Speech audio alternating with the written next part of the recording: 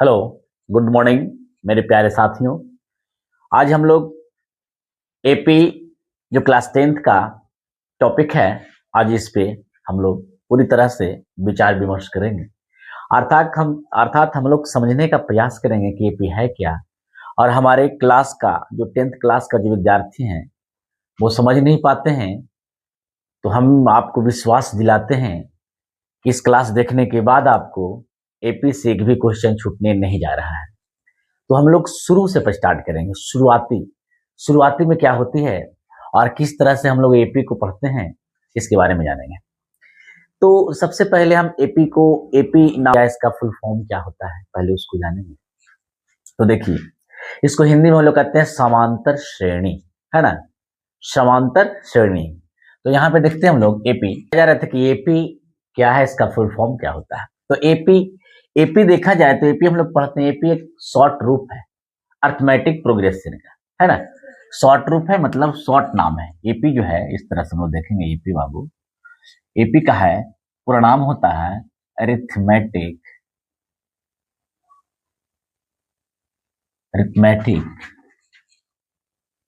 Progression, जिसको हिंदी रूपांतरण है समानांतर श्रेणी, समानांतर श्रेणी। ठीक है, इस बातों को हम लोग ध्यान देंगे। आज पूरी तरह से इसका एक एक वर्ड पे कमांड करेंगे हम लोग कि सर समांतर श्रेणी को देखा जाए तो इसी में लिखा गया समानांतर, मने समा मने एक ऐसी हो जिसका अंतर हो समान। एक अंतर क्या हो इसका, एक ऐसा श्रेणी हो, एक ऐसी श्रेणी हो, समा मतलब समजोड़ अंतर कह सकते हैं इसको हम लोग अंतर लिखेंगे, समजोड़ अंतर। समजोड़ अंतर के मतलब हुआ बाबू किस अंतर है जो सभी में क्या होना चाहिए, समान होना चाहिए। एक ऐसी श्रेणी कर्म होनी चाहिए जिसमें अंतर क्या होना चाहिए, सभी समान होनी चाहिए। ऐसे श्रेणी को हम समांतर श्रेणी कहेंगे। लेकिन अब इसका डिफिनीशन आपसे पूछता है कि बताइए सर समांतर श्रेणी का डिफिनीशन क्या होता है, परिभाषा क्या होता है। तो हम लोग यहाँ जानेंगे।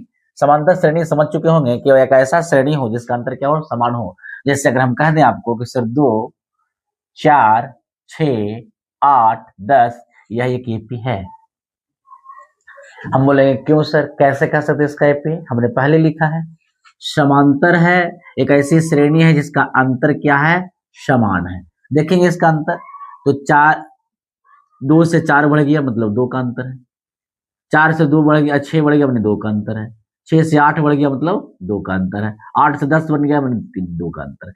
देखने के पता चल रहा होगा, देखने से आप लोग को यह पता चलता होगा इसका जो अंतर है जो क्या है, समान है, सब में 2 का अंतर है, सब में 2 का अंतर है। अगर ऐसी स्थितियां हो तो हम कहेंगे कि सर ये जो हमारा जो देखने के लिए आ रहा है एपी, वो ये क्या है, एक एपी है, परफेक्ट एपी। ठीक है, अब इस पे हम करेंगे कि सर आखिर इसका हम डेफिनेशन लिखना चाहते हैं समांतर श्रेणी का, तो यहां लिख सकते हैं बाबू समांतर श्रेणी। इसका अगर हम लोग लिखे डिफिनेशन तो क्या लिखे, ओके, संख्याओं के एक अनुकर्म को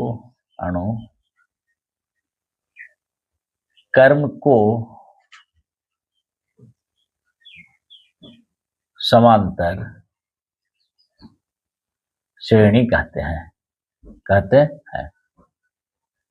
ठीक है, अनुकर्म मतलब लगातार हो, जिसका अंतर डिफरेंट समान हो, यदि उसके किसी पद, और यहां लिखेंगे कि सर यदि उसके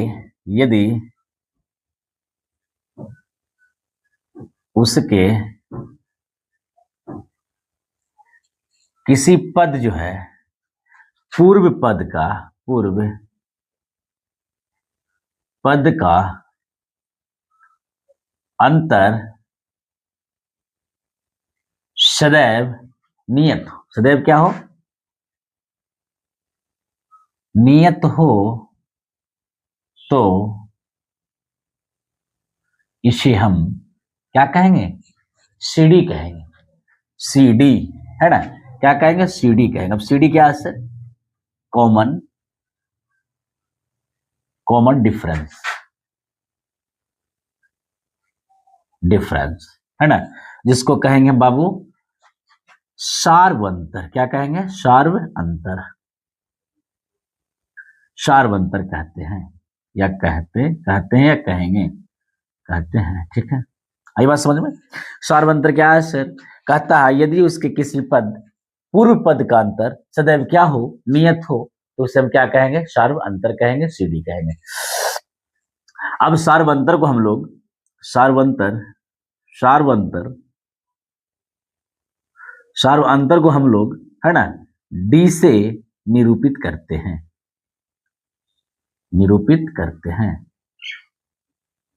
क्या चीज से करते हैं बाबू हो, तो डी से करते हैं। इस बात को जानना जरूरी है। ठीक है, अब आगे हम लोग क्या पढ़ेंगे कि सर यहां तक तो जाने की संख्याओं के एक अनुक्रम को समांतर श्रेणी कहते हैं। समांतर श्रेणी को मैंने तोड़कर यहाँ बता चुके हैं, एक ऐसा श्रेणी क्रम हो जिसका अंतर हमेशा क्या हो, बराबर हो, समान हो, उसे हम समांतर श्रेणी कहेंगे। आगे हमने बताया कि यदि उसके किसी पद पूर्व पद का अंतर सदैव अगर नियत होती है तो उसे हम सीडी कॉमन डिफरेंस अर्थात सार्व अंतर कहते हैं, और सार्व अंतर का हम डी से क्या कहते हैं, निरूपित करते हैं। तो एक बातों को ध्यान में, कुछ ऐसे संकेती भाषा पे हम लोग बात करेंगे जो आपको देखने के लिए मिलता है। जैसे कह सकते हैं कि क्या बोलता है कि यहाँ ले देते हैं कि प्रथम पद हो या द्वितीय पद हो या डॉट तृतीय पद हो, इस संकेती कह सकते हैं इसको, कुछ संकेत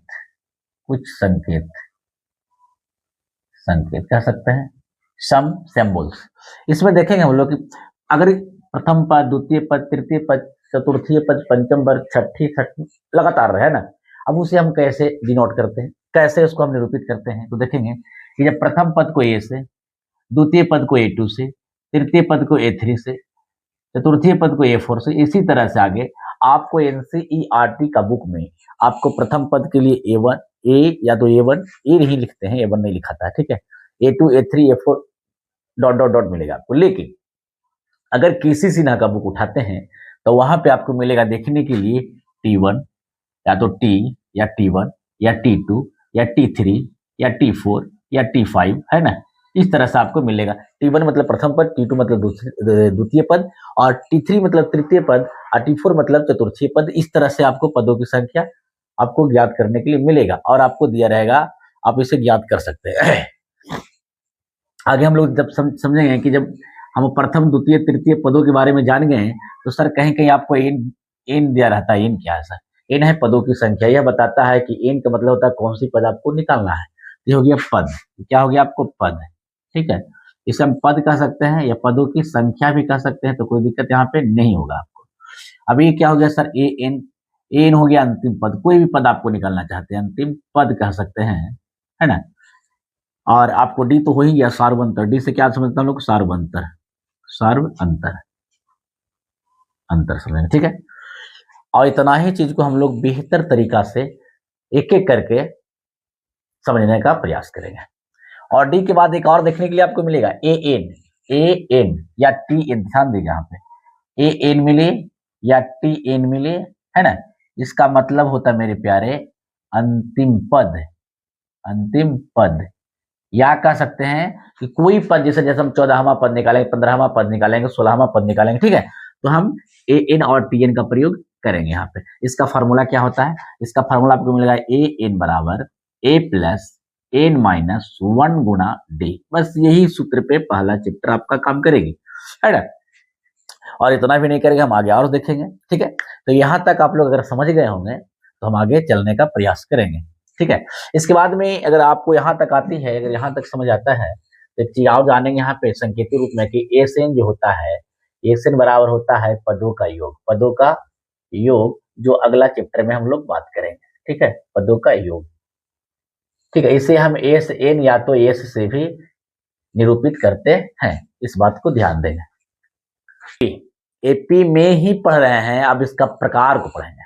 टाइप ऑफ एपी मतलब समांतर श्रेणी का प्रकार। आइए यहां पे देखते हैं हम लोग समांतर श्रेणी का प्रकार।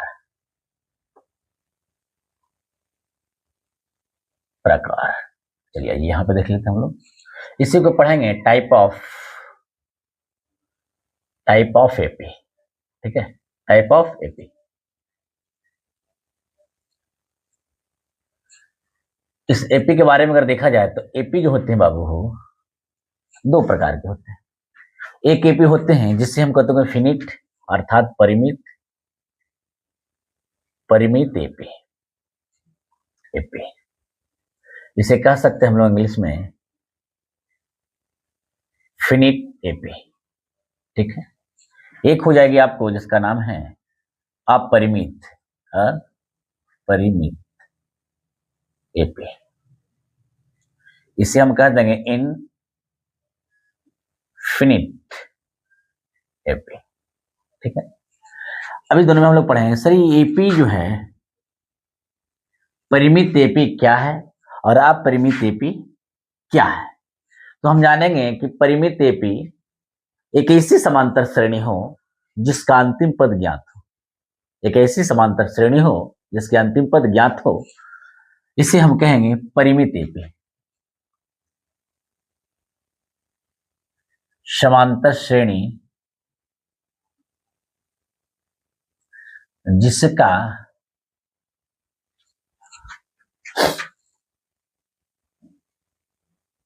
अंतिम पद ज्ञात हो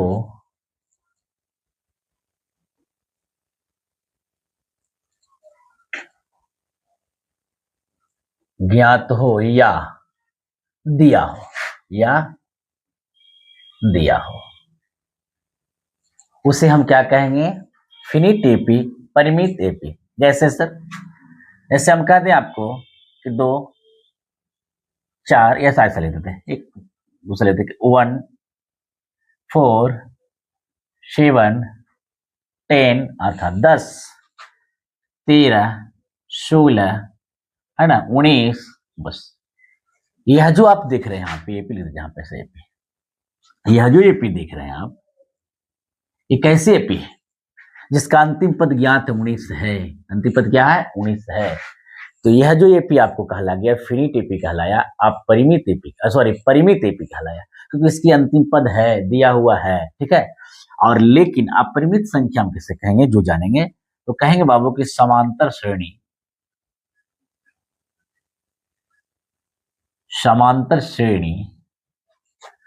जिसका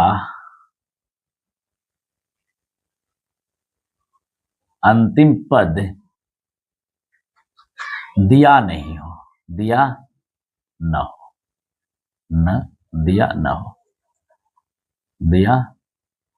हो। ठीक है, जिसका अंतिम पद दिया ही ना हो। जैसे सर जैसे लिख देंगे हमें 2 4 6 8 10 ... इस तरह के एपी को हम क्या कहेंगे, इस तरह के एपी को हम अपरिमित एपी कहेंगे, इनफिनिट एपी कहेंगे। ठीक है, और इसके बाद में हम लोग डायरेक्ट आएंगे पदों की संख्या ज्ञात करने की बात आएगी कि सर पदों की संख्या किस तरह से ज्ञात करना है। और इसमें हमने एक बात बताया, फिर लास्ट में दोबारा बताने का प्रयास करेंगे कि एक फार्मूला इसमें मिलेगा आपको an बराबर a plus n minus 1 into D. इस फार्मूला पर कृपया करके ध्यान देंगे, दिमाग में आप छाप लेंगे इसे क्योंकि ये आने वाला हमारा जो लेसन है उसमें बहुत जगह नहीं पूरी जगह काम करने वाली है। ठीक है।